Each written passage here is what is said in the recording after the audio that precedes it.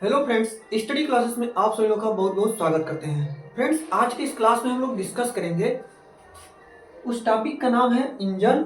और इंजन में आप लोग बहुत सारे इंजन के रिस्पेक्ट में ये सारे टर्म्स आप लोगों को सुनने को मिलता होगा कि इंजन का हॉर्स पावर कितना है, इंजन का इंडिकेटेड हॉर्स पावर कितना है, फ्रिक्शनल हॉर्स पावर कितना है, ब्रेक हॉर्स पावर क्या है, टैक्सेबल हॉर्स पावर क्या है। तो इन सारे टॉपिक को जो वन बाय वन करके आज की इस क्लास में हम बिल्कुल डिटेल्स में डिस्कस करेंगे।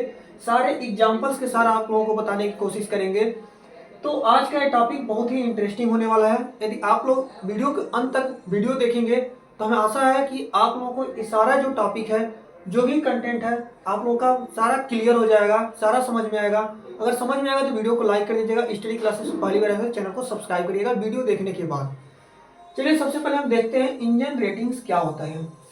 देखिए फ्रेंड्स, कोई भी हम फोर व्हीलर यूज कर रहे हैं, कोई भी गाड़ी हम यूज कर रहे हैं, चाहे वो टू व्हीलर हो, फोर व्हीलर हो, कुछ भी हो, बड़ी से बड़ी गाड़ियां हो, इन सारे इंजन्स की जो पावर रेटिंग होती है वो हॉर्स पावर में मेजर किया जाता है। हॉर्स पावर से हमको पता चलता है कि यह इंजन जो है कितना कैपेसिटी या कितना पावर को झेल सकता है, क्या क्या वर्क हम इस इंजन के थ्रू कर सकते हैं। तो सारा जो है पावर रेटिंग्स के ऊपर ही डिपेंड करता है। और पावर रेटिंग किसी भी इंजन का जो इंजन रेटिंग सा पावर रेटिंग बोलते हैं, उसमें बहुत सारी चीजें जो है मायने रखती हैं। वो नीचे जो है ये 2 नंबर से लेकर के 7 नंबर तक इस सारे कंटेंट का जो था सार होता है इंजन रेटिंग्स में। फ्यूल की इफिशियंसी पर भी डिपेंड करता है कि फ्यूल जो है कौन सा फ्यूल यूज कर रहे हैं। फ्यूल के मतलब टाइप पे भी डिपेंड करता है इंजन का रेटिंग। इंजन के सिलेंडर पर डिपेंड करता है, सिलेंडर बोर पे डिपेंड करता है, उसका कंप्रेशन रेशियो क्या है, इन सारे जो कंटेंट है इस पे डिपेंड करता है इंजन रेटिंग्स। तो इंजन रेटिंग्स बस यही होता है। अब सेकेंड हमारा टॉपिक आता है जिसको हम हॉर्स पावर बोलते हैं। तो हॉर्स पावर के ऊपर मैंने एक वीडियो बनाया है, जो इसके जस्ट पहले वीडियो डाला था कि एक हॉर्स पावर में 746 वाट कैसे निकल करके आता है। तो ये होता है जो इंजन पावर। एक बार और बताते हैं कि एचपी क्या होता है। देखिए फ्रेंड्स, जो सबसे पहले इंजन का इन्वेंशन हुआ था वो 1764 ईस्वी में हुआ था, जिसका इन्वेंशन जेम्स वाट ने किया था। और उस इंजन का टाइप था स्टीम इंजन। तो हम सभी लोगों को पता है कोई भी इंजन होगा तो उस इंजन का कैपेसिटी या पावर को मेजर करने के लिए हमें कैसे पता चलेगा कि ये इंजन जो है कितना काम कर सकता है, क्या क्या काम कर सकता है। तो इसको पता लगाने के लिए जेम्स वाट साहब ने एक आविष्कार किया, एक ऐसा प्रैक्टिकल किया जिसके थ्रू उन्होंने बहुत सारे घोड़ों को इकट्ठा किया और उन घोड़ों को 75 केजी का लोड ऐसे एक्सपेरिमेंट कर रहे थे। 75 केजी का लोड जो है एक घिरनी की सहायता से घोड़े से खिंचवाया जा रहा था। तो 75 केजी का लोड जो है बहुत सारे घोड़ों ने 1 सेकेंड में 1 मीटर हाइट तक उठा लिया। तो इससे हमको जब 75 केजी लोड को हम पावर में कन्वर्ट किए थे तो हमको मिला था 746 वाट। यदि आप लोगों को ज़्यादा क्लियर में देखना है तो इस वीडियो के डिस्क्रिप्शन में उसे दे देंगे। यदि यहाँ पर देंगे तो वीडियो ज़्यादा लंबा हो जाएगा। तो एचपी को मैंने वहाँ पर डिफाइन कर दिया। अब हम यहाँ देखते हैं इंडिकेटेड हॉर्स पावर क्या होता है। यहाँ से हमारा टॉपिक आज का स्टार्ट होता है, इंडिकेटेड हॉर्स पावर। देखिए फ्रेंड्स, मैंने यहाँ पर एक आईसी इंजन का क्या क्या है एक डायग्राम बनाया है, जो इंटरनल कंबस्टन इंजन है। पिस्टन का जो ए वाला, जब पिस्टन इस पोजीशन पे जाता है इसको हम बोलते हैं टीडीसी, टॉप डेड सेंटर। और पिस्टन जब इस पोजीशन पर आता है इसको हम बोलते हैं बीडीसी या बॉटम डेड सेंटर। ये हमारा हो गया इनलेट वाल्व, और ये हो गया हमारा एग्जॉस्ट वाल्व, ये हो गया हमारा स्पार्क प्लग। ये पिस्टन हो गया हमारा, ये हमारा हो गया crankshaft,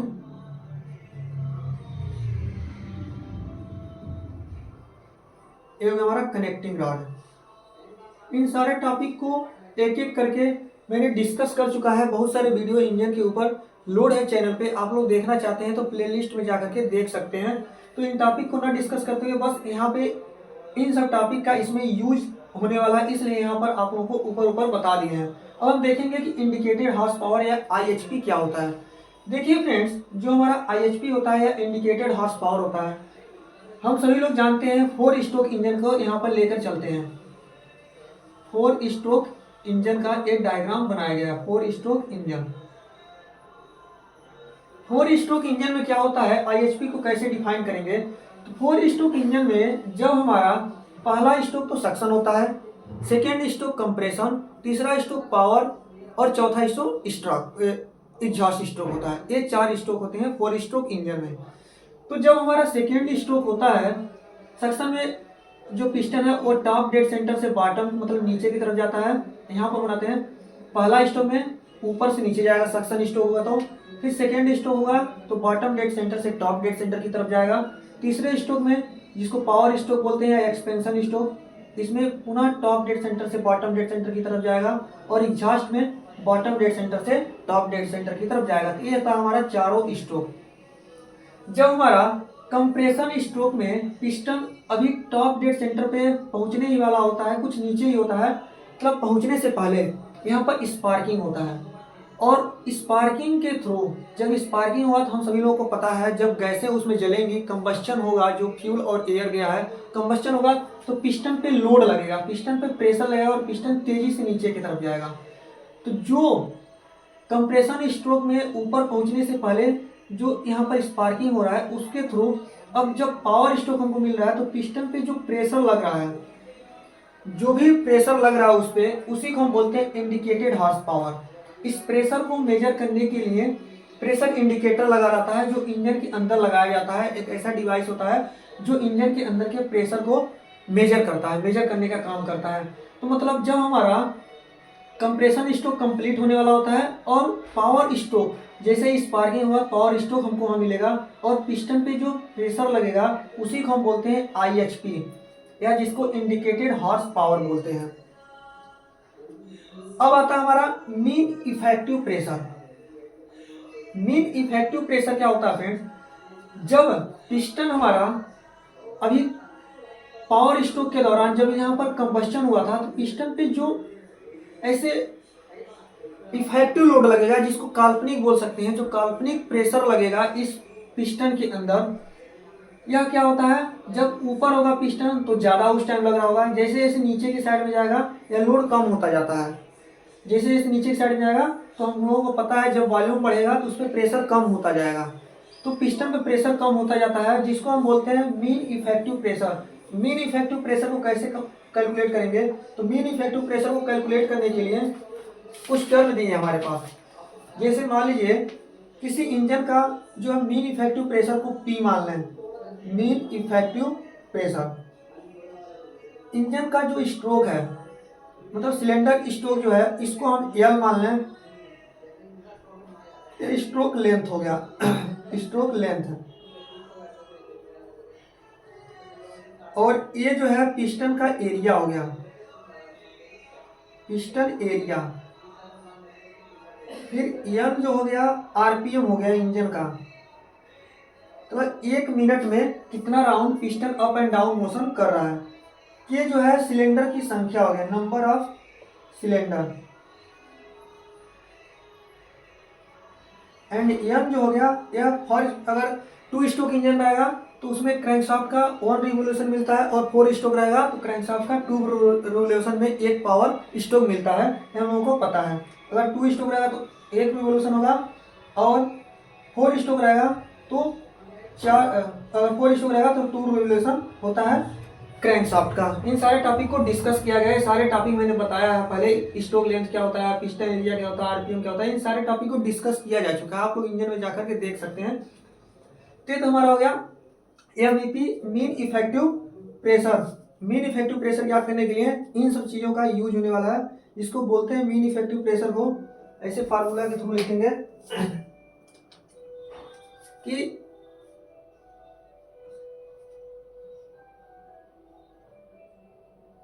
IHP indicated horse power equal to plank, इसको लिख देंगे। मतलब इन सारे टर्म्स का शॉर्ट फॉर्म लिखेगा PLANK, plank divided by 4500।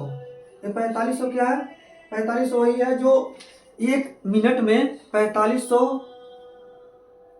1 minute में क्या हो रहा था 4500 kg का भार जो है एक घोड़े से उठवाया जा रहा था 1 मीटर हाइट तक, वहां से 45 लिया गया है तो HP निकल जाता है, इंडिकेटेड हॉर्स पावर यहाँ से हमको मिल जाता है। इसका यूज होने वाला है फ्रिक्शनल हॉर्स पावर में। फ्रिक्शनल हॉर्स पावर क्या होता है फ्रेंड्स?